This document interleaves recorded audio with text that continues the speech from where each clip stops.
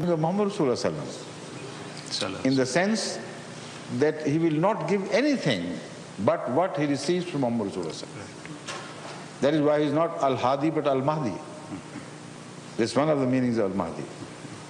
The one who has been guided.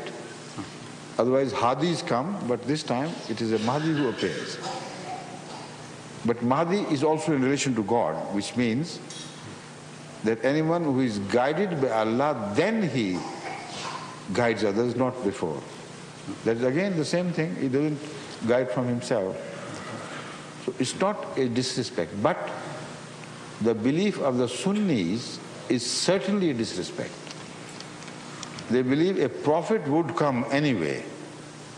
Despite Khatm an-Nubuwwat, beside La Nabi Abadi, a prophet must come, but that would be an old prophet borrowed from the Ummah of Moses.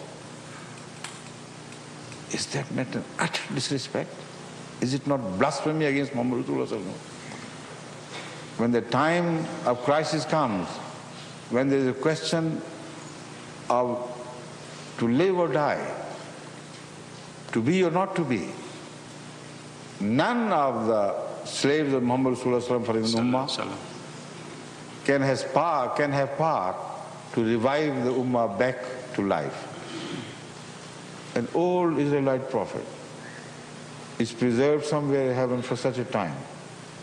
He is brought back from there to do the needful for the revival of the Ummah of Muhammad Rasulullah. While the Holy Quran will protest, continue to protest. Rasulun ila bani Israel, Rasulun ila bani Israel. It has nothing to do with you. And yet Isa would come and say, no, I am going to save you. None of the servants of Muhammad Rasulullah can save you.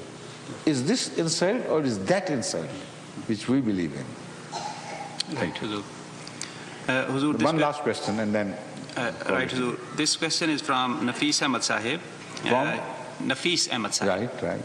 He says, for renewal of a Pakistani passport or for an issue of a new Pakistani passport, when we approach the Consulate General, they issue a passport which shows our religion as non-Muslim.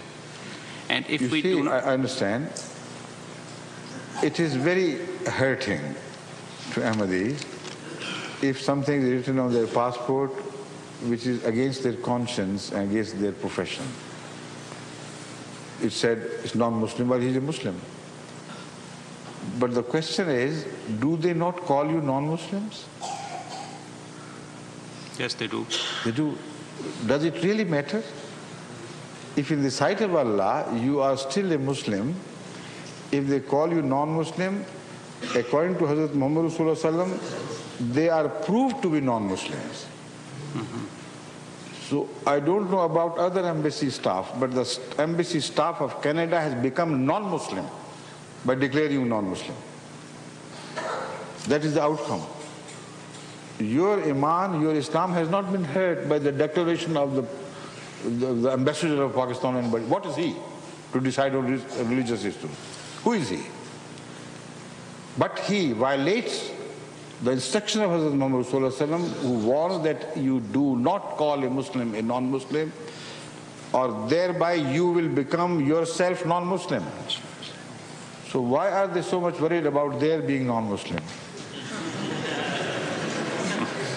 His writing cannot convert you from Islam to non-Muslim. But Muhammad Rasulullah's verdict does convert him from Muslim to non-Muslim. That's all. Thank you. Right, Huzur. Jazakumullah ta'ala.